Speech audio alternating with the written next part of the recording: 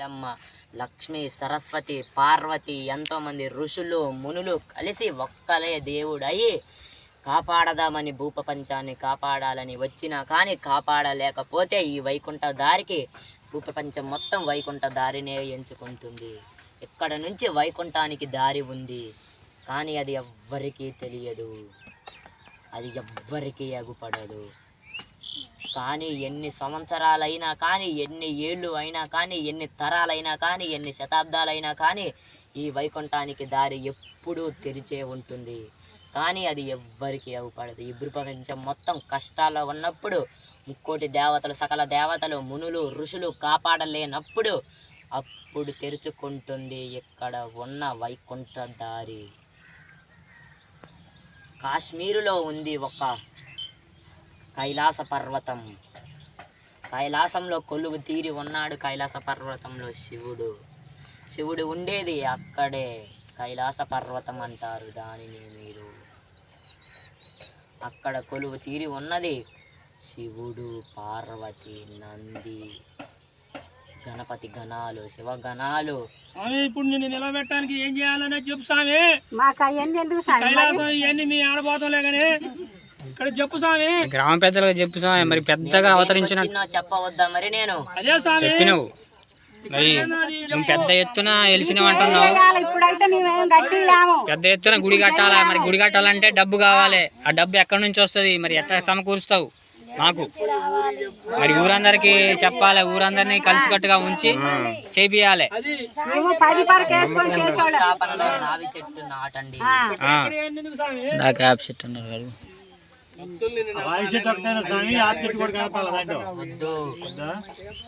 ఒక్క చెట్టు వేసి రోజు దీపరాజన చేయాలి. చెట్టు నా ముఖ ద్వారంలో ఉండాలి. తల్లి నా ముఖ ద్వారంలో ఉండాలి. ఆల్రెడీ ఉంది ఇంకోటి అక్కడ కింద. ఎల్లమ్మ తల్లి శివుడు కుమార్తె. పూజ ఎవరు చేయాలి మరి? ఇక వెళ్ళిపోదాం, ఎండ అవుతుంది. ఈ రోజు కాదు పూజ, శుక్రవారం శంకుస్థాపన జరిగాక. చెట్టు వేయటం స్వామి శంకుస్థాపన అంటే అయ్యగారితో పూజలు జరిపించి తర్వాతకి రావి చెట్టును అందులో నాటాలి. శంకుస్థాపన అయిపోయిన తర్వాతకి నవధాన్యాలు, గోవు, 5 గోవులను ఎక్కడికి తీసుకొని రావాలి. అదే మరి చెప్పాలి.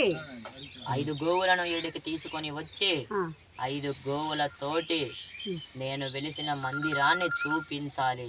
5 గోవులకి 5 గోవులు జడిచ్చుకుంటాయి అప్పుడు నన్ను చూసి.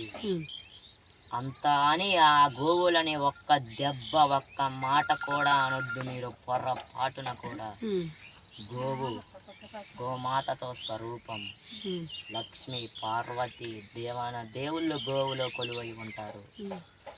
గోవుని మీరు ఒక దెబ్బ వేయొద్దు, ఒక మాట అనొద్దు. శంకుస్థాపన అంటే రాయి చెట్టు నాటితే సరిపోతా స్వామి? ఇప్పటికి అయ్యగారు వ్యక్తి మరి ఏం కొనుక్కొచ్చి చేయాలి? రాయి చెట్టు స్వామి, ఒకటి రాయి చెట్టు చెప్పమంటారు ఎవరు? స్వాములు మాకు అర్థం కావట్లేదు స్వామి, చెప్పండి, వివరంగా చెప్పండి. ఇప్పుడు వరకు రాయి చెట్టు ఒకటంటే చెట్టు ఊకినే తోమిపోయి వేసేది కాదుగా, మరి ఏందో చెప్తే.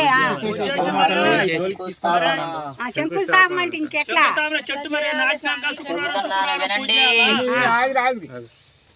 ఒక గొంత తోమి అయ్యగారితో శంకుస్థాపన అని చెప్పండి. గుడి శంకుస్థాపన, గర్భగుడి శంకుస్థాపన, గోమాత శంకుస్థాపన, రావి చెట్టు శంకుస్థాపన అని చెప్పండి. నాగమ్మ శంకుస్థాపన అని చెప్పండి అయ్యగారితోటి. ఆయనే చూసుకుంటారు.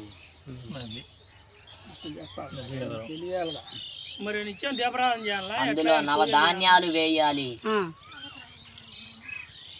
గోమాత పాలను పోయాలి. 5 గోవులతో పిండిన గోవు పాలని అందులో నీళ్లకు బదులుగా పోయాలి. అదే మరి చెప్పండి, తెలవదుగా.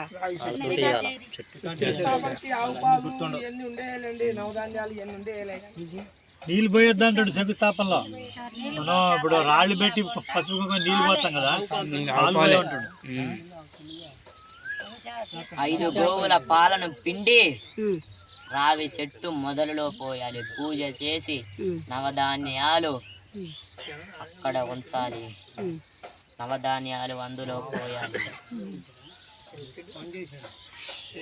మరి వాళ్ళు చేసినాక అందరూ వేయచ్చు స్వామి. మరి తర్వాత ఈ ఊరు ఆడబిడ్డలు వేయచ్చు. ఊరు ఆడబిడ్డలు మొత్తం రావాలి. రేపు ఎట్లా వస్తారు స్వామి? ఎల్లుండి ఉన్న వరకు అందుబాటులో ఉన్న వరకు వస్తారు స్వామి. పూజలు నేను ఒకటి ముఖ్యంగా చెబుతున్నాను వినండి. ఇది మీరు ఎన్ని సంవత్సరాలకైనా మర్చిపోవద్దు. ఈ ఉగ్ర నరసింహుని కళ్యాణానికి ఎవ్వరూ రాకుండా ఉండొద్దు. అందరూ రావాలి. ఎక్కడెక్కడో ఉన్నోళ్ళు రావాలి. అందరూ వస్తారు. అన్నప్పుడు ఎవరైనా వస్తారులే, పిలిపిస్తాం స్వామి. ఖండాలు దాటిపోయిన వాళ్ళు, ఈ ఖండం దాటిపోయిన వాళ్ళు, ఈ దేశం దాటిపోయిన వాళ్ళు, ఈ ఊరు దాటిపోయిన వాళ్ళు, ఈ రాష్ట్రం దాటిపోయిన వాళ్ళు, ఈ జిల్లా దాటిపోయిన వాళ్ళు అందరూ నా కళ్యాణానికి రావాలి. మేము కబురు చేస్తాం స్వామి. వాళ్ళు చేయాలి, వాళ్ళు రప్పించుకోవాలి.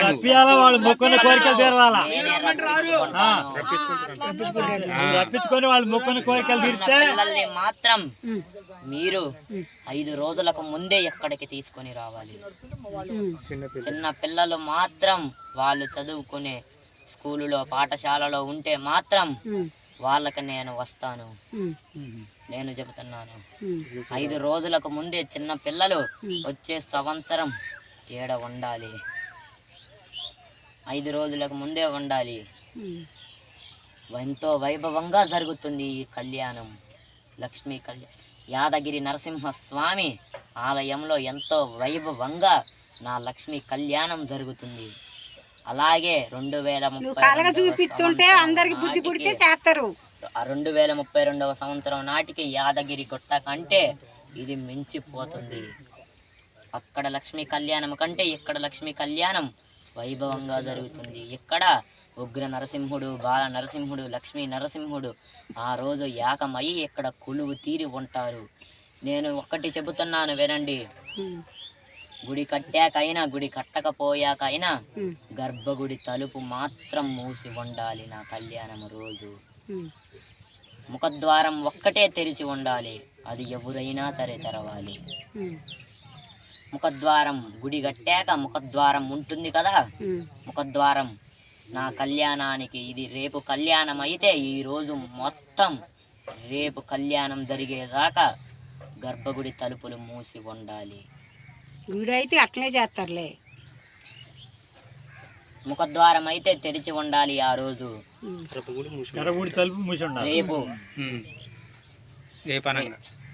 రేపనంగా నా కళ్యాణము 6 సాయంత్రం నుంచి ఉదయం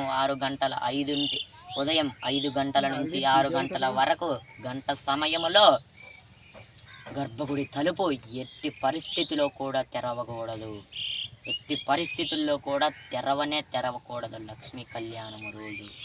ఆ రోజు గనక తెరిస్తే ఈ లక్ష్మీ కళ్యాణానికి ఎన్ని అడ్డంకులైనా వస్తాయి. గర్భగుడి మీరు ఉదయం 5 నుంచి 6 దాకా గర్భగుడి తలుపులకెయ్యే చూడవద్దు. గర్భగుడి తలుపులను ముట్టవద్దు. గర్భగుడిలోకి రావద్దు. అప్పుడు ఎందుకు రావద్దు అంటున్నాను అంటే 3 దేవతలు, సకల దేవతలు నా కళ్యాణానికి వస్తారు.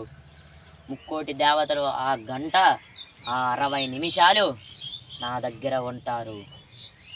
ఉగ్ర నరసింహుడు, బాల నరసింహుడు, లక్ష్మీ నరసింహుడు ఏకమై ఉన్నప్పుడు 3 దేవతలు, విష్ణువు 18 101 శక్తిపీఠాల నుంచి అమ్మవారే స్వయంభుగా కదిలి కాలి నడకతో ఇక్కడికి వస్తుంది. తిరుపతి వెంకటేశ్వర్ల స్వామి కూడా ఎక్కడికి కదిలి వస్తారు. 12 జ్యోతిర్లింగాలలో కొలువుదీరి ఉన్న శివుడు ఎక్కడికి కదిలి వస్తాడు. భ్రమరాంబిక కదిలి వస్తుంది. ప్రతి ఒక్కళ్ళు, సకల దేవతలు, సకల మునులు, సకల ఋషులు నా కళ్యాణానికి ఆ గంట సమయం పాటు నా గర్భగుడిలో వీక్షించి ఉంటారు. 5 నుంచి 6 దాకా గర్భగుడి తలుపులు అస్సలు